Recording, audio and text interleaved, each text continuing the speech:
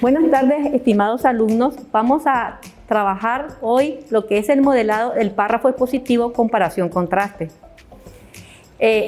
Vamos a iniciar con la definición. El párrafo de comparación-contraste indica la semejanza y diferencia entre dos o más objetos, situaciones, ideas o personas, comparándolos según cierto número de categorías. ¿Cómo se construye? Bueno, se construye a partir de las descripciones contrapuestas. Cada una de las categorías se analiza por separado, comparando los dos o más objetos y mostrando sus diferencias. También es importante tener en cuenta la comparación efectiva. Considera elementos que sirvan como pauta de referencia para determinar las características que tienen en común y las que se difieren. Pongamos un ejemplo, comparemos dos elementos. Los zanates se alimentan en campo abierto durante el día, mientras que los búhos lo realizan por la noche y pueden cazar en la oscuridad. Criterio de comparación, la alimentación. Entendemos que para construir nuestro párrafo es importante tener en cuenta los marcadores de las desemejanzas y las diferencias.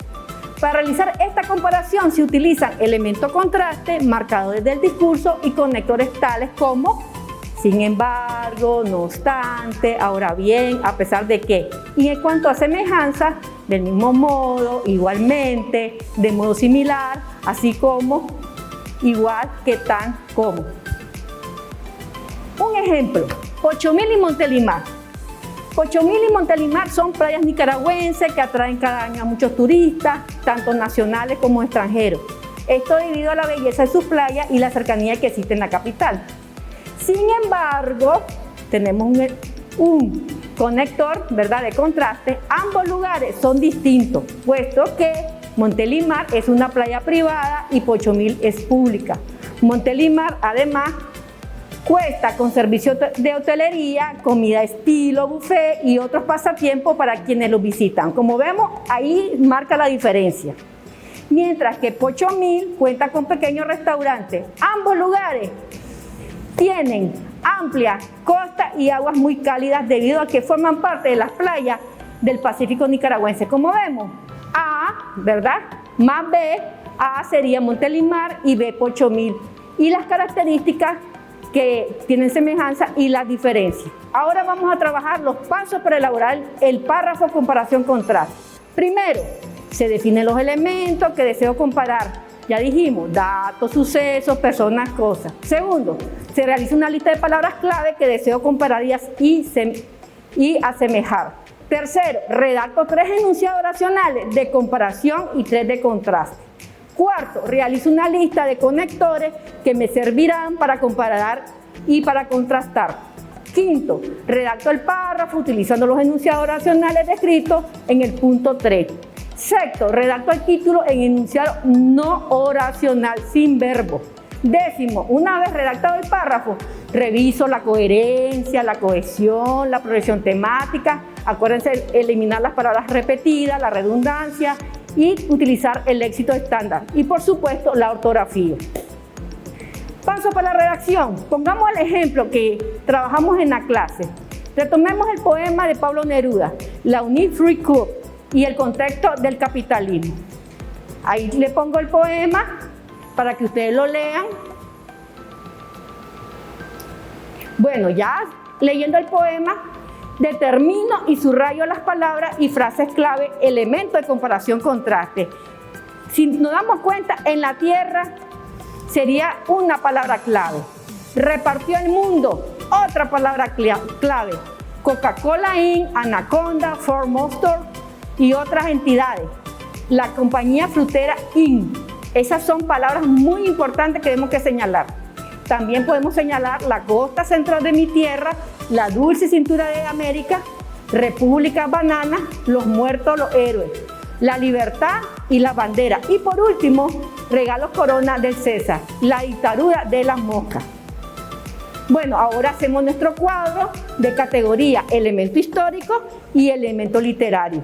Y para ello vamos a poner dos ejemplos. Ya retomamos, ¿verdad?, lo anterior, las palabras clave, y construimos a partir de esas palabras clave enunciados.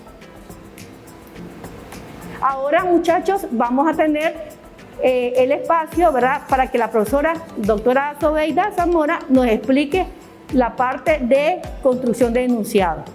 ¿Qué tal, muchachos? Vamos a continuar con los aspectos relacionados un poco con la gramática. A partir de los aspectos de comparación, señalo las categorías por medio de 3 enunciados oracionales. Ya la maestra Estrella Luz les explicaba cuáles son las categorías A y las categorías B que vamos a retomar. En este caso, las categorías de los elementos históricos serían la A y las categorías de los elementos literarios serían los B.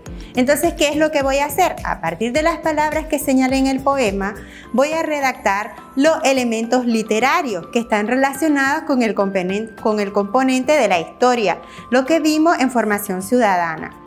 Vemos aquí, el lenguaje de la historia informa las consecuencias negativas del capitalismo. Eso es un elemento histórico. La historia describe objetivamente la influencia del capital norteamericano. Esto está relacionado con el poema, ¿verdad? Vimos que en el poema se mencionan algunas empresas y se mencionan algunas empresas más que todo, ¿verdad? La historia detalla las diferentes dictaduras de Centroamérica a partir de la fecha y los datos. Eso lo vimos en el componente de historia. Y las categorías de elementos literarios. En el lenguaje de la literatura sobrecoge o apasiona intensamente al lector. Que vimos en el poema que se sobredimensiona el extrañamiento de esos elementos líricos que están presentes ahí. También la literatura transmite la visión del mundo, el estado anímico del poeta, y eso se logra ver cuando el autor menciona la metáfora de las moscas, por ejemplo, dentro del poema. Dicho estas ideas, paso ahora a redactar. Atendiendo a la estructura del párrafo, comparación-contraste, organizo ideas principales e ideas secundarias. Construyo primer borrador del párrafo comparativo y expreso lo planteado. Redacto el párrafo comparación-contraste de más de 6 líneas relacionadas con las ideas que presentamos en el cuadro de la categoría A con la categoría B. Eso es muy importante que lo retomemos. No es que porque ya hice los enunciados, ahora solo los voy a unir. Esos enunciados tengo que desarrollarlos más y parto por un primer enunciado que esté relacionado con la introducción de lo que va a ser mi párrafo. Así digo, la historia y la literatura están vinculadas por temas humanos, sociales, políticos que abordan sus diferentes discursos. Continuamos ahora retomando esa idea de las categorías A y las categorías B. Se fijan que tienen que ser enunciados oracionales y por eso lo que se les presenta en rojo son los verbos. Recuerden que para que sean enunciados oracionales debe de haber al menos un verbo. Sigamos. Aquí ya tenemos el párrafo construido. Como pueden ver, el elemento en amarillo es el contraste y el elemento que tienen en celeste es el elemento que se diferencia. Así, lo amarillo nos aborda la historia, aquellos enunciados que tengo en la categoría A, y lo celeste nos menciona las categorías que tenemos en el enunciado B, es decir, lo que está relacionado con el poema de Pablo Neruda. Finalmente, ya hemos redactado el párrafo, ya hemos desarrollado esos enunciados, ya lo hemos unido por medio de conectores y tengo la redacción de mi primer borrador. Entonces, ¿qué me toca ahora? Revisar la ortografía, la gramática y el estilo. Redacto el título del párrafo en un enunciado. Se fijan que lo estamos haciendo al final.